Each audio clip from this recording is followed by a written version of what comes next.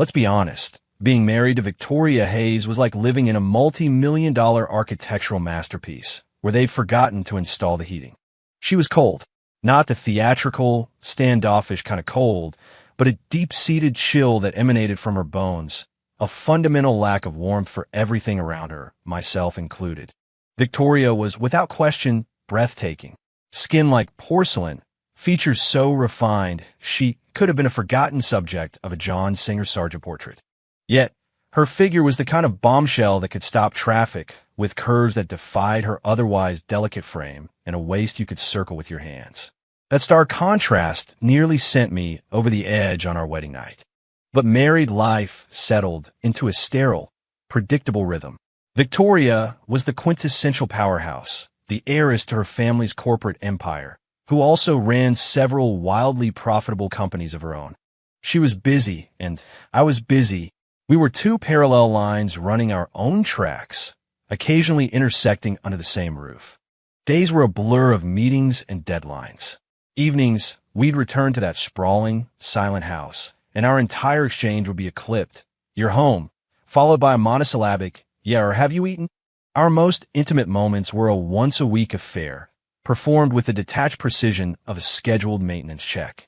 Even then, she'd press her lips into a thin line, her gaze fixed on the ceiling or the pillow beside her.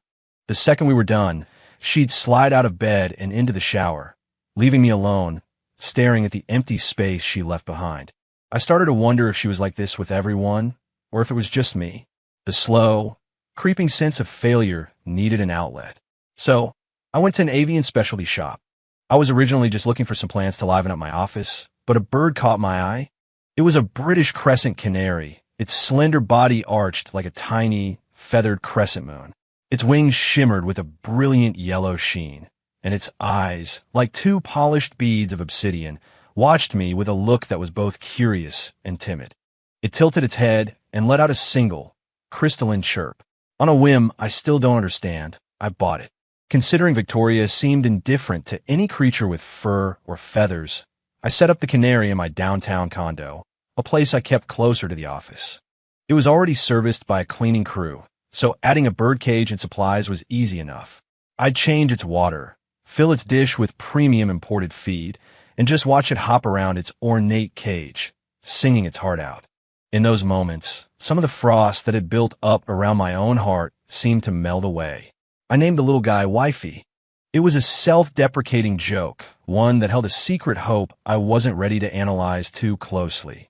Every few days, I'd invent a reason to go to the condo. I was working late, or had a meeting with a client. Standing before the cage, watching Wifey flutter its wings and peck seeds from my hand with trusting, happy chirps, I felt the ice in my marriage recede, just a little. My visits became frequent enough that my closest friends started to notice. One night, after a few rounds of scotch, my buddy Mark slung an arm around my shoulders, his eyes glinting with mischief. "So, I hear you're keeping a canary on the side these days," he slurred, nudging me. "Attaboy, Art. You've got St. Victoria, the untouchable ice queen, at home, and you've still got the guts to play around? Come on, man, give us the details. What's this girl got that makes you risk it all for a secret little love nest?" I nearly choked on my drink. "What? No, you guys have it all wrong. I literally bought a bird. A canary. British crescent. It sings." Another friend, Leo, leaned in, his face a mask of disbelief. "Oh, come on, Arthur. You can drop the act with us. A bird? Since when are you into bird watching? It's obviously some sweet, understanding girl who knows how to warm you up after a long day. The bird is just your cover story." I was at a total loss, feeling like I was trying to explain quantum physics to a toddler. "No, seriously. Yellow feathers, black eyes, lives in cage." They all burst out laughing, their expressions screaming, "Yeah, we get it." Mark patted my back, his tone a mix of envy and pity. "We get it, man. We do. Victoria's a goddess, but she's like one of those statues in a museum, beautiful to look at, but carved from marble. Married life needs a little warmth, right? Your canary must be real cozy." I looked at their knowing smiles and realized it was a lost cause. Shaking my head, I drained my glass, the bird of the scotch doing little to soothe the frustration. He wasn't entirely wrong about that last part. "Victoria," I sighed, the words coming out in a low murmur, more for myself than for them. She's perfect in every way, family, looks, career. You can't find a single flaw. She's just so cold. I thought the complaint, heavy with resignation and a touch of loneliness, would simply dissolve into the bar's dim lighting and loud music. I never imagined someone was listening, and I certainly never imagined how fast those words would make their way back to Victoria. Chapter 2: The change began on a perfectly ordinary Wednesday night. I'd worked late, which really meant I'd stopped by the condo to feed wifey and listen to him sing for a while. I got home feeling pleasantly relaxed. When I pushed open the bedroom door, I stopped dead. Victoria was home, and she was awake. Normally at this hour, she'd either be in her home office, firing off emails, or already asleep. But what truly threw me was what she was wearing. It was a silk chemise, the color of expensive burgundy wine. The hem barely brushed her mid-thigh, and the fabric clung to the dramatic curve of her hips and waist. The soft glow from the bedside lamp cast a warm sheen across the silk and her pale skin. She was propped against the headboard, reading a book, her long hair cascading over her shoulders, softening the sharp, executive angles of her face into something softer, more languid. She looked up as I entered, and her eyes met mine. The usual calm, placid expression was gone. In its place was a look of scrutiny, and deep within it, a flicker of what looked like defiance. "You're home," she said, her voice a few notes softer than usual. "Yeah." I managed, my throat suddenly dry. "You're, home early. Things were quiet at the office, so I came home." She closed the book and set it on the nightstand. As she moved, one of the spaghetti straps of her chemise slipped down, revealing the smooth, pale curve of her shoulder. My gaze locked onto it, and my breath hitched. This was not normal. In the days that followed, the new normal became even stranger. Victoria started coming home more often, canceling non-essential dinners and evening meetings. Her wardrobe underwent a seismic shift. The severe, impeccably tailored pantsuits and simple silk pajamas were relegated to the back of her closet. In their place appeared things I'd never seen her wear before. Soft, cream-colored knit sweaters with necklines that hinted at her collarbones. Flowing satin skirts that outlined the shape of her legs as she walked. She seemed to be, unintentionally, on purpose, showcasing her body to me. At first, this new behavior terrified me. I wondered if she'd had some kind of breakdown, or if one of her companies was on the verge of collapse, and this was her bizarre way of distracting me. But after a few days of observation, I saw she was as sharp and decisive as ever in her work life, commanding boardrooms and closing deals with her usual ruthless efficiency. The woman on those conference calls was a world away from the one who was now, well, attempting to be seductive in front of me. And that was the thing. Her attempts at seduction were always colored with a clumsy, almost endearing awkwardness and a fierce, competitive energy. Like the other night, when she emerged from her bathroom, wrapped in a cloud of steam and the scent of roses. She came and sat next to me on the sofa, where I was reviewing a presentation, pressing her thigh against mine. "What are you working on?" she asked, her voice a deliberate, breathy whisper. But her eyes darted around the room, refusing to meet mine. "Next quarter's project proposals." I fought to keep my own voice steady, but her fragrance was intoxicating, short-circuiting my focus. "Oh." She fell silent, clearly struggling for a follow-up. Then, she did something that nearly made me drop my tablet. She reached over and gently, awkwardly, cradled the back of my head, pulling it to rest against her chest. We both froze as my head met the soft curve of her breast. This was so unlike her. My head whipped around to look at her. She was staring back, her cheeks flushed a deep crimson. Her eyes were wide with a flicker of panic, but beneath it was a defiant glint that said, "See? I can do this." "Tori," I started, my voice tight. What the hell was she doing? But it was as if my gaze had burned her. She shot up from the sofa, her voice snapping back to its usual crispness. I'm going to bed." She practically fled the room, leaving me staring into the empty space, my heart pounding with a strange, ticklish feeling, like a feather had just been dragged across my soul. What in God's name was going on? Chapter 3: Victoria's transformation didn't stop at her wardrobe or her awkward attempts at cuddling. It began to seep into the most private part of our lives, shattering the cold, routine script we had followed for years. One night, I got out of the shower to find the bedroom bathed in the dim, warm glow of a single-wall sconce. Victoria was already in bed, her back to me, the thin duvet tracing the elegant line of her spine. I assumed she was asleep. I slipped under the covers as quietly as I could, giving her a wide berth. Just as I reached to turn off my own lamp, she rolled over to face me. In the near darkness, her eyes seemed to shine, holding a hazy, unfamiliar light. "Honey," she whispered. The word was soft, tentative, almost a question. That one word sent a jolt through my entire system. In all our time together, she'd either call me Arthur or, more often, nothing at all. "You're still awake?" I asked, my voice a low rumble. She didn't answer. Instead, she moved closer, her hand coming to rest lightly on my waist. Through the thin cotton of my pajama shirt, I could feel the warmth of her palm and a faint tremor in her fingertips. "I'm a little cold," she murmured, snuggling closer until the top of her head was tucked under my chin. The excuse was so transparent, it was adorable. The thermostat was set to a perfect 73 degrees, and her skin was radiating heat. But I didn't call her out. Her unprompted advance was a magnetic force I had no desire to resist. I slowly raised my arm and wrapped it around her shoulders. She stiffened for a split second, then melted against me, burying her face deeper into my chest. What followed was both inevitable and utterly world-altering. She was no longer passive. She began to respond, her movements clumsy at first, but driven by a fierce determination. The whiplash was devastating.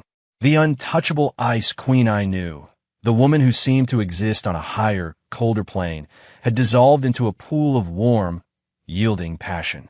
Afterward, instead of her usual immediate retreat to the bathroom, she would curl up against me, her cheek pressed to my chest, and lie still for a long time. I could feel her heart hammering in sync with mine.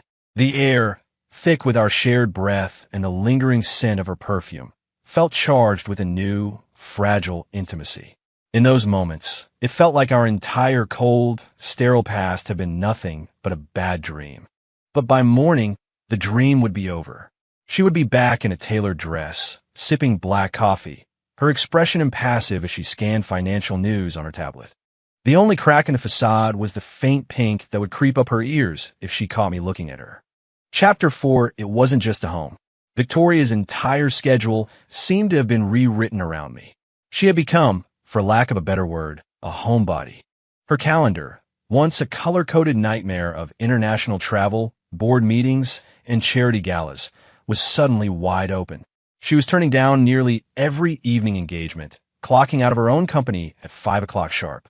It got to the point where, on the rare occasion, I tried to use working late as an excuse to visit wifey. Her call or text would arrive with uncanny timing. "Are you coming home for dinner? Maria made that roast chicken you like." Her tone would be casual, but I could hear the thread of hope woven through it. Or, "I'm exhausted today. Can you come home early?" Once or twice could have been a coincidence. But this was a pattern. Under her relentless, tender siege, my trips to the condo dwindled from every couple of days to once a week, if I was lucky. Every time I went to clean the cage and refill the feeders, wifey would erupt in a flurry of joyous chirps and frantic fluttering. A pang of guilt would hit me every time. It was as if I really were a cheating husband, neglecting my devoted partner for some illicit thrill. Except my bit on the side was a literal bird. The absurdity was overwhelming. I was living in a bizarre paradox. At home, an ice queen had thawed into a siren, and across town, a canary was waiting for me with the devotion of a saint. I was stretched thin between guilt and a thrilling, confusing new reality. Just when I thought I was about to snap, a solution presented itself. A crisis had erupted at one of Victoria's overseas projects, and she had to fly out to manage it in person. She would be gone for at least 2 weeks. I was ecstatic, though I managed to arrange my face into a mask of husbandly concern. 2 weeks? That's a long time. Are you sure you'll be okay over there by yourself? I asked, helping her pack. Victoria, busy triple-checking her passport and documents, glanced up at me. "It's fine. The team is already on the ground." "Okay, well, just be safe. Don't work too hard," I said, the words feeling stiff and inadequate. She stared at me for a long moment, something unreadable flashing in her eyes. Then she rose and crossed the room, the silk of her wine-red robe whispering against the floor. The lamplight haloed her body, making her skin glow. Her gaze wasn't hesitant anymore. It was molten with a fiery resolve. So, she began, her voice a low, deliberate purr. Before I go. She leaned over me, planting her hands on the bed on either side of my body. Her hair fell forward, brushing against my cheek, carrying that intoxicating rose scent. I should probably give you a proper reward, so you don't forget who's waiting for you at home. Her mouth crashed down on mine, not with the hesitant exploration of before, but with the fierce, possessive heat of a woman staking her claim. I was stunned by her aggression, but my body responded before my brain could catch up. Later, breathless, she whispered against my ear, her words a fragmented, urgent command. These 2 weeks I'm gone. You are not allowed to go out and play. She pulled back just enough to look me in the eye. Do you hear me? Caught in the overwhelming tide of her newfound passion, all I could do was nod, my own thoughts washed away. Chapter 5. With Victoria gone, the house immediately reverted to its former state, cavernous, silent, and cold. For the first couple of days, I was surprised to find I couldn't stand it. I missed the low murmur of her voice on a late-night call from the study, the faint scent of roses that clung to the air. The spaces she had filled with her strange, intense new energy now felt painfully empty. My friends, sensing my newfound freedom, dragged me out every night, bars, basketball, you name it. They were on a mission to help me rediscover the joys of bachelorhood. After a few nights of this, I stumbled home, drunk and exhausted, to the empty house. Lying in our bed, staring at the ceiling, my mind replayed the image of Victoria on the night she left, her eyes flashing with a mix of threat and desire. You are not allowed to go out and play. Her voice echoed in my head. I rolled over, burying my face in her pillow, which still held the faint trace of her perfume. A wave of guilt washed over me, which was ridiculous. I hadn't done anything. Well, except for the bird. Tonight, after a particularly satisfying game of pickup basketball, Leo threw a sweaty arm around my shoulders, a sly grin on his face. All right, Art, my man. You've had your fun. The coast is clear. Isn't it about time you introduced us to the main attraction? What attraction? I asked, genuinely confused. Don't play dumb. Mark chimed in, clapping me on the back. Your canary? You've kept her hidden away for months. We want to see this woman, this mythical creature who has our boy Art racing home from work every night. We want to see what could possibly make you risk the wrath of Queen Victoria. I finally understood. They were still stuck on the damn bird. I tried to explain it 100 times, but they were convinced it was a cover story. Fine. Seeing is believing. I threw my hands up in surrender. All right, you win. You want to see her? Let's go. Follow me. We piled into a couple of Ubers and headed for my condo. The moment I opened the door, my friends swarmed in, their eyes scanning the room like they were on a covert mission, searching for any sign of a sweet, understanding girl. So where is she? Stop hiding her, man. Let's see the goods. I ignored them and walked straight to the covered cage on the balcony. Inside, Wifey was perched on his swing, head tucked under a wing. I pulled a small scoop of his favorite imported seed mix from a nearby container and held it up to the bars. Hey there, Wifey. I cooed. Dinner time. At the sound of my voice, he woke instantly, fluttering his crescent-shaped wings with a series of happy chirps. He hopped over and began delicately pecking the seeds from the scoop, trusting and affectionate. Behind me, there was a profound dead silence. It lasted for about 3 seconds before the room erupted in a tidal wave of hysterical laughter. Oh my God, it's an actual bird, a crescent canary. Dude, you are a legend. So, when you said you were visiting your little beauty, you meant this thing. I can't breathe. My friends were doubled over, clutching their stomachs, tears streaming down their faces. I turned around, shaking my head at the pack of hyenas. You believe me now? Yes. Oh God, yes. Mark gasped, wiping a tear from his eye. Arthur, we are so sorry. Our minds are clearly in the gutter. We have maligned your noble hobby. Bird keeping is a fine art, Leo added, still howling. So much cheaper than the alternative. And it sings. They crowded around the cage, marveling at the completely bewildered canary, as if it were a unicorn. Just then my phone buzzed. It was a text from Victoria, asking if I'd gotten home. Okay. I stepped away to reply, telling her I was just wrapping things up with friends and not to worry. As I was typing, I didn't notice my friends huddled together, a new, more sinister wave of mischief passing between them. Okay, this is way funnier than what we imagined. One of them whispered, "We have to commemorate this moment. Everybody, get your phones out." Instagram story. Caption. Finally met Arthur's famous canary. She's an absolute knockout. Yes, but no pictures. Just the text. Perfect. Let's do it. And remember the most important part. Set the privacy so Victoria can see it, but hide it from Art. He's going to be so dead. Serves him right for not just showing us the bird in the first place. A few seconds later, a series of identical, cryptic stories went live from their accounts. And I, completely oblivious, was busy texting my wife sweet nothings, unaware that the laughter behind me had taken on a distinctly ominous, vultures circling a carcass kind of tone. Chapter 6. After I finally kicked my cackling friends out, I cleaned Wifey's cage, topped off his food and water, and lingered for a few minutes, listening to his soothing songs. Then I drove home. I figured I still had another week of peace before Victoria returned. I was wrong. The next evening, I walked into the house and knew immediately that something was off. The entryway light was on, and the air was laced with Victoria's signature perfume. She was back, a week early. Confused, I walked into the living room. It was lit by a single-floor lamp, casting long shadows. A figure was standing by the sofa. When my eyes adjusted and I saw what she was wearing, the air left my lungs. My entire body went rigid. Victoria was dressed in a Japanese-style schoolgirl uniform. A navy blue sailor top with a red scarf, paired with a matching pleated plaid skirt that was scandalously short. And, dear God, she was wearing a pair of sheer black stockings that clung to every inch of her long, perfect legs. She was barefoot, standing on the plush rug, the toes of one foot nervously tapping the floor. She heard me and looked up. Her beautiful, normally composed face was a maelstrom of emotions. Anger, humiliation, and the wild, desperate courage of someone about to jump off a cliff. You're back early, I stammered, my voice cracking. Is everything okay?